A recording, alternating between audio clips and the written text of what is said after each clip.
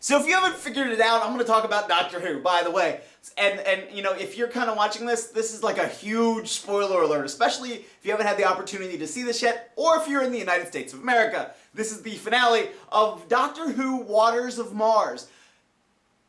Frigging, what was actually kind of a cool episode, but in a way that really wasn't like over the top cool. And this is what I mean. Normally, this is kind of like a transition to the finale. And normally what they've done in the past couple of seasons is they'll have like the episode that sets up the last series of events that happens for the rest of the series, which is what's going to happen here with Doctor Who and the Waters of Mars as they transition to the end of time. They literally have gone from Mars and back to Earth with serious repercussions about the matter of what happens when there's something in history that you absolutely cannot change, that there's a moment in time that is locked and fixed that defines the rest of history.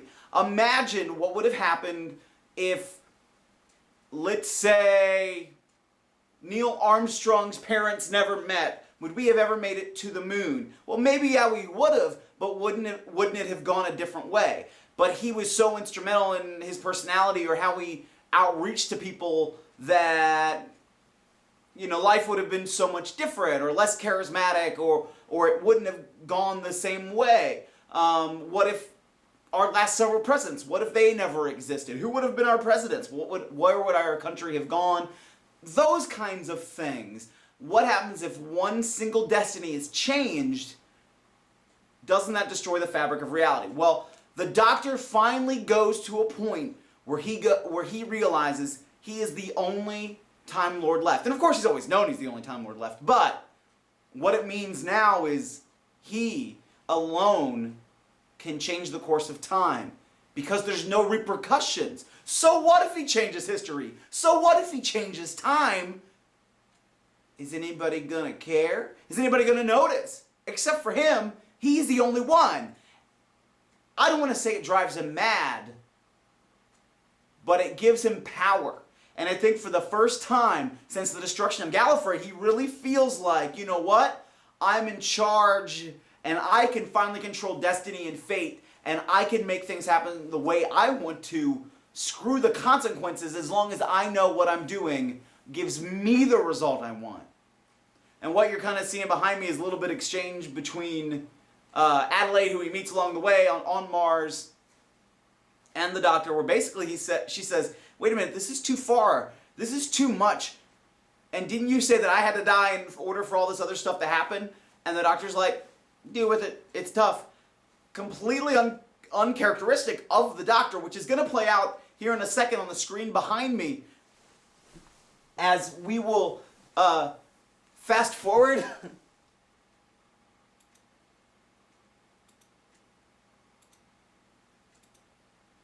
Basically what happens, I don't want to give it away and you're not able to hear the sound so you won't really know.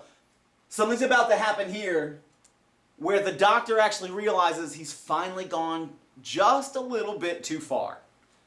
Once and for all, he really has done it.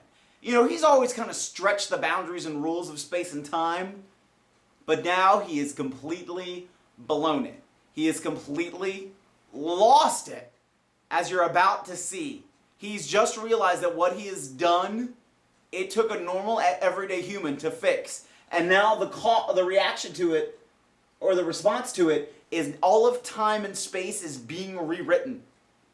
Why? Because the Doctor changed one event, changed one tiny fact, and now everything's redone. The entire future of history. Why is this so important to a guy who can travel through space and time? Certainly he must see multiple futures. Well, yes, but that was before the Time Lords were gone. They were able to transverse the different possibilities in reality. Well, now that's gone. There's really only one reality, so there's very, very key points you can't interrupt, you can't take away because of what the repercussions would be down that timeline. And the Doctor now thinks it's time. He's really gone too far. He's really done it. He's gonna die now. He knows now that there's a prophecy. He knows now that he's gonna die. You see, Ood Sigma. Randomly, there's an Ood on Earth in 2059. He thinks Sigma is here to kill him, or to claim him, or something. he realizes he has just done it. He has gone way too far, out of control. Is there anybody left who can stop him? Well, you're about to find out with the end of time.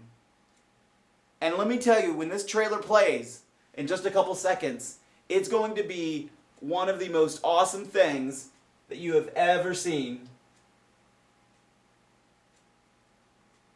And unfortunately, I'm not able to play sound at the moment. I don't know why. The doctor is kind of contemplating, has he gone too far? Has he done it? Is this really the end? Right now, right here, right now, is his life over? And defiantly, he looks into the TARDIS and says, no, this is not it. But it's going to propel him to what's going to happen at Christmas when the return of the Master occurs. And of course, we're going to see a lot of special guest stars. We're going to see Oods. We're going to see Earth. We're going to see Bernard Cribbins, Catherine Tate. I can't remember her name, but she played the wife of the Master himself. You hear Timothy Dalton, who was seen in pictures dressed as a Time Lord. There's been photos of Sarah Jane Smith and Luke Smith and Rose. So much action's going to come, and it's all about to come this holiday season when you see the Doctor, this Doctor, David Tennant, for the very, very last time. Stay tuned, because you're going to be absolutely shocked and amazed.